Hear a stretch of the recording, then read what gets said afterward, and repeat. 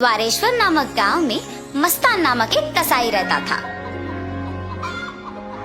उस गांव में बकरे का मांस सिर्फ मस्तान के दुकान में मिलता था। इतना ही नहीं, हर शुभ कार्य और दावत के लिए मस्तान के ही दुकान से मांस लाया जाता था। ऐसे एक दिन उस गांव के जमींदार का सेवक मस्तान की दुकान को आता है।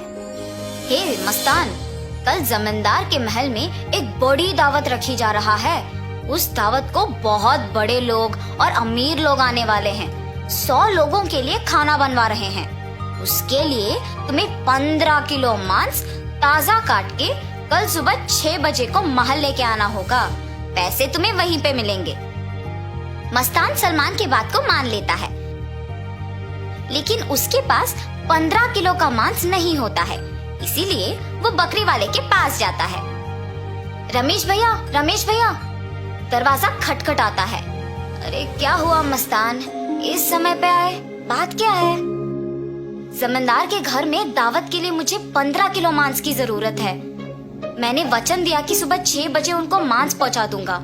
समय ना होने के कारण मैं अभी तुमसे बकरी खरीदने आया। हाँ, तो ये है बात।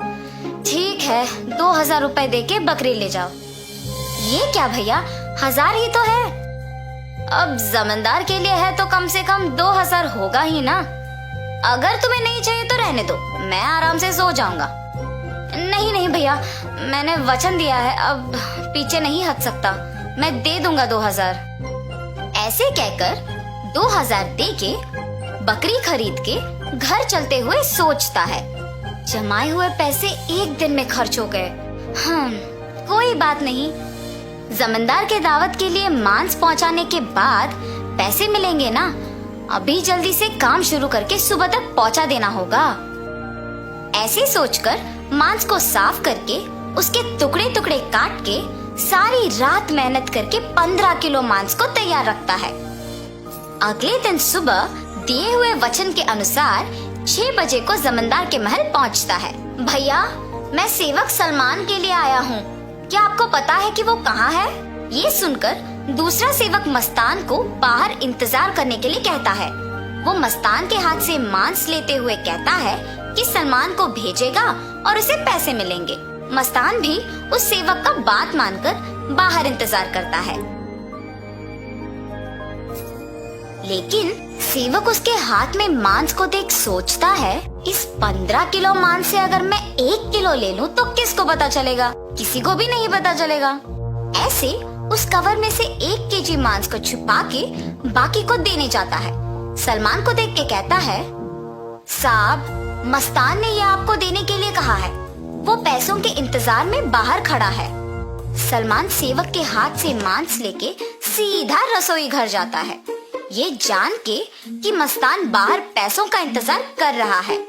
बावर्ची के पास जाकर सलमान कहता है, सारे व्यंजन स्वादिष्ट होनी चाहिए, ध्यान से पकाना। ऐसे कहकर चला जाता है। बावर्ची पकाते हुए, इतने मांस से अगर मैं 2 केजी ले लूं तो किसको शक होगा? किसी को भी नहीं होगा। ऐसे सोचकर मांस को छुपा के बाकी को पकाता है। दावत के व्यंजन की तैयारी के लिए जिम्मेदार किशन व्यंजनों का स्वाद चख के कुछ सेवकों की सहायता से उन सभी में से थोड़ा थोड़ा अपने लिए ले लेता है। आए हुए मेहमान सारे दावत की खाना शुरू करते हैं और जल्द ही आपस में बात करना शुरू कर देते हैं। ये क्या, इतना अमीर और सम्मानित आदमी, अच्छा नाम है इनका, मगर खाने में कमी क्यों? हाँ, अगर खाना कम ही पड़ना है तो ऐसी दावत की तैयारी भला क्यों करें? ऐसे सारे लोग खुसफुसाते हैं। ये सब सुन के जमींदार सहन नहीं कर पाते हैं। दावत के खत्म होने के बाद क्रोधित होके सारे लोगों को सभा में बुलाते हैं, खास करके दावत के लिए जिम्मेदार लोगों को, और उनको सवाल करना शुरू करते हैं। दावत की तैयारी के लिए जिम्मेदार किशन से पूछते हैं, दावत की जिम्मेदारी सौंपने पर तुम ये करोगे? सभी तैयारी किया मैंने, लेकिन व्यंजनों के लिए मात्रा पहले से ही कम पड़ गई थी प्रभु। मेरा इस बात से कोई लेना देना नहीं, आप बावर्ची से पूछिए प्रभु। ऐसे उसने अपनी किए को छुपाकर किसी और पे इल्जाम डाल देता है। तब बावर्ची छुपाए हुए 2 किलो मांस की बात को छुपा के कहता है कि दावत की सामग्री के लिए जिम्मेदार सलमान के पास इसका जवाब होगा।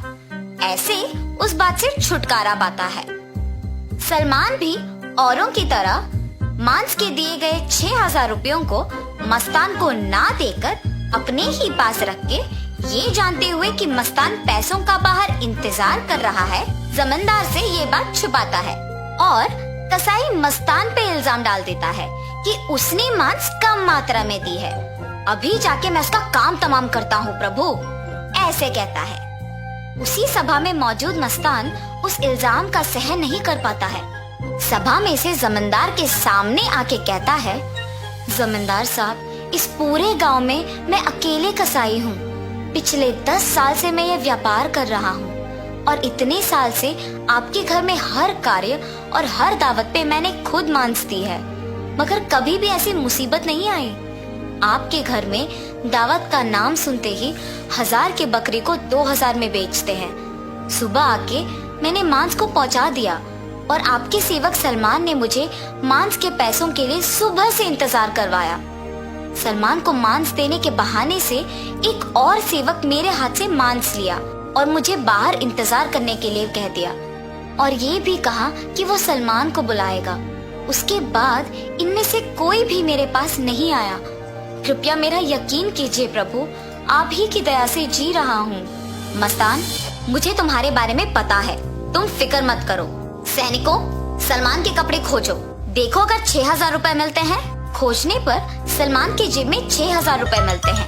ऐसे उन सब में से सलमान पकड़ा जाता है और इतना ही नहीं, किशन जिन सेवकों की सहायता से सभी व्यंजनों से थोड़ा अपने लिए ले लेता है, उनमें से एक सहायक जमींदार को सच कह देता है।